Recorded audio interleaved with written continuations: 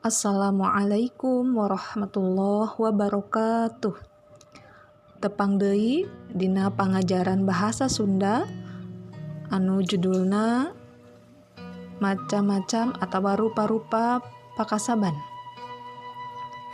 Pakasaban atau pekerjaan yaitu nyaeta pagawean anu dilakonan ku manusa pikeun nyumponan pangabutuh kahirupan sapopoe. Pekerjaan adalah suatu hal yang dilakukan oleh manusia untuk mencukupi kehidupannya sehari-hari.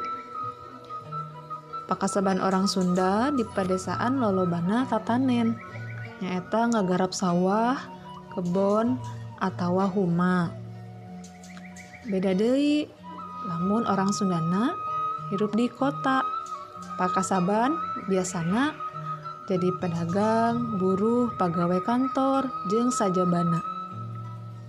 Supaya lebih jelasna, hayu urang tinggal istilah-istilah pakasaban atau pekerjaan di handap anu bade dilagukeun ya. Judulna istilah patukangan. Nada alif ba tasa. Tukang nyieun parabot tina taneuh disebut anjun. Tukang nyieun parabot tina besi disebut pandai. Tukang ngurus kuburan eta disebutna kuncen. Tukang ngalalauk mah eta disebut pamayang. Eta lagu tina sababaraha istilah patukangan. Ayeuna ku hideup kerjakeun halaman 66.